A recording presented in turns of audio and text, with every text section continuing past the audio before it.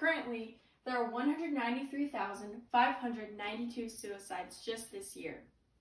WorldOmeters.info tracks incidents of many different issues or topics relevant across the U.S., like this suicide number.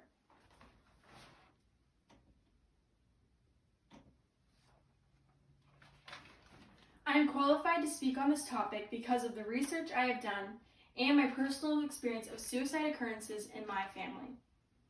My cousin committed suicide at the age of 35 as he struggled with many mental health issues.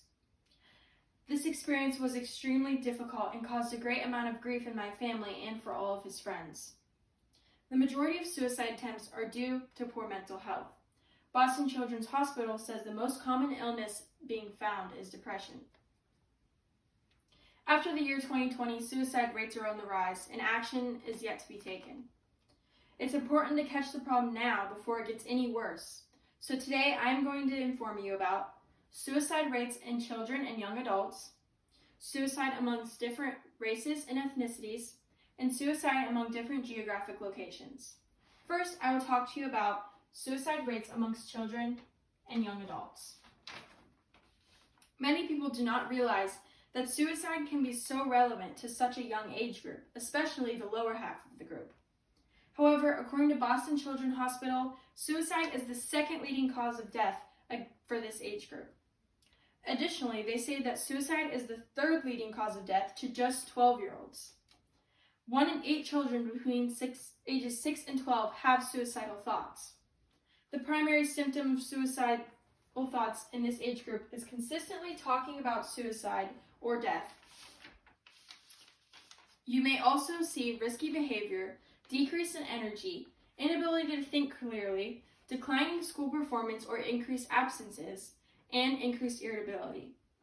The suicide rate is 4 times higher in males than in females.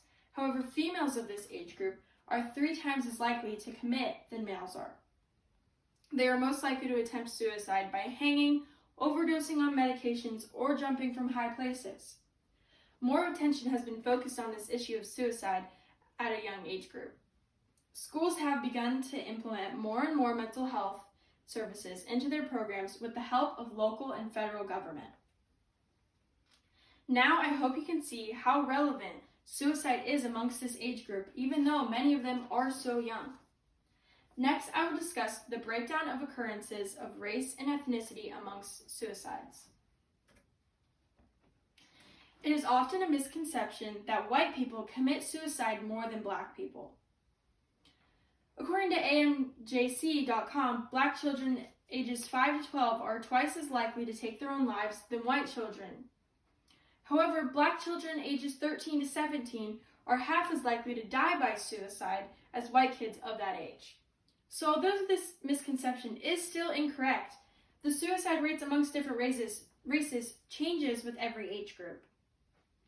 Additionally, it is shown that American Indians have the highest suicide rate and thoughts of suicide.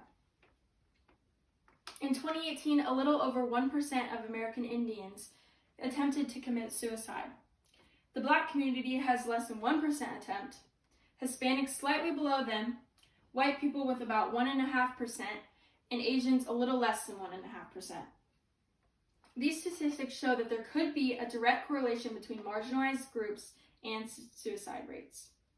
Now I will talk about suicide amongst different geographic locations.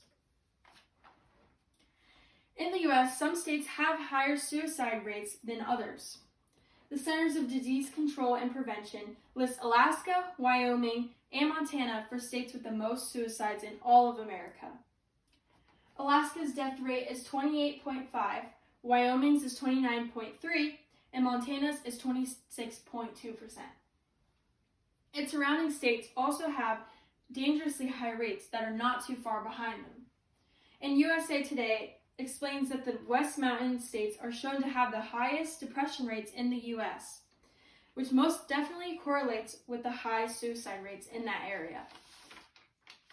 These high rates of depression and suicide may correlate to the fact that all of these states are very rural and not overdeveloped like some of the lower states.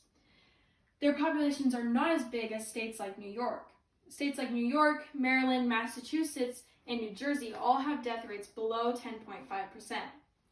New Jersey has the lowest death rate of them all, which at only 8%.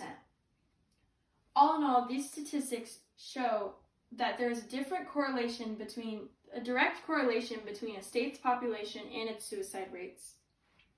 In conclusion, mental health and suicide is a huge problem in the U.S. that shouldn't go unnoticed. Now let's check worldometers.info. There are now 193,603 suicides just this year. With the recent ongoing pandemic, this number is only going up. The different mental illnesses can't go unnoticed or untreated, as it is the #1 cause of suicide. I hope that what I discussed today has opened your eyes and influenced you to want to help. Today I informed you on suicide amongst different age groups, suicide among different races and ethnicities, and suicide amongst different geographic locations. We can't let people continue to take their own lives because they think there is no better option.